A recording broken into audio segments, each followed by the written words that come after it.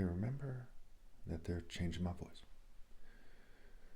First of all, I'd like to point out that it's very sad what's going on in the world, including what's going on in Nigeria. However, the most obvious thing in the world is that I will not budge.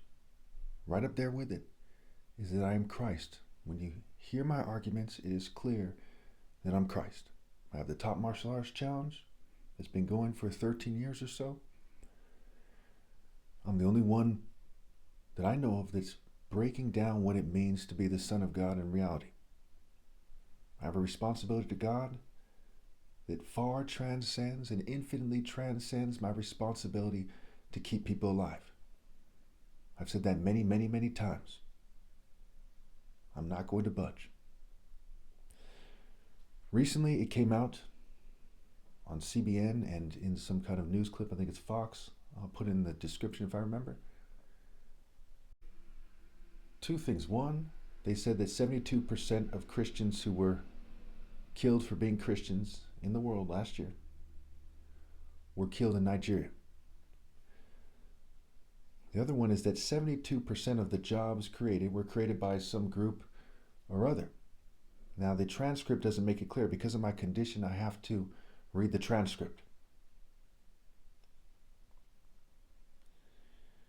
And that's not a coincidence. What are the odds that these videos that came out within like 24 hours of each other or something, both point to the number 72%? That Nicki Minaj brings up God, and she has been collaborating with Donald Trump on the Christian genocide in Nigeria in terms of playing the game, exposing it, what have you.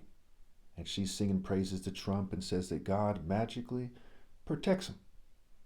And I know that historically people say things like they want God to protect their country and to bless their country. And someone has said that when they reflect on the fact that God is just, they fear for their country.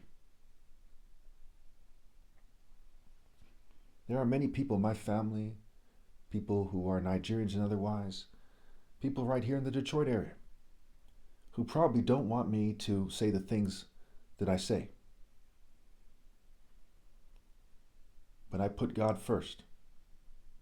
It is very sad that the opposition view has resorted to threatening the financial well-being, if you will, of people based on their association with me, and threatening their very lives. How would you take it? Also, within the same period of time, this pretty attractive female named, I believe her name is Dee, she's a Filipino female, and she probably doesn't know what's going on. And it says that you've been warned, and it was in regards to dating Filipino women. So there was kind of, the good and the bad. So she said, okay, now for the bad, and you've been warned, and so on and so forth. And she made a sign that symbolizes being out of bounds or something to that effect with her arms. And when you look at the pattern that we see here, okay, London Breed, right? She looks similar to Nicki Minaj and also to this female who was on a debate channel on Dr. Gaff's channel between Christians and Jews. There's a lot of connections here. Now, I'm not saying the Jews are the only ones behind it. I've been saying for years, literally for years, that the main people doing it are whites, Jews, and LGBT people, and then there's, rich ones, and then there's token minorities, which I think is just another way of saying that it's the elite while putting an emphasis on who's disproportionately doing it. And I do believe we would all agree that that's fair. So I want you all to know what's happening, that I'm not going to budge.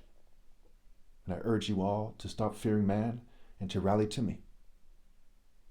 I am in charge. God put me in charge, and justice will come eventually. That is the nature of justice. For those of you who feel like you're not being treated fairly,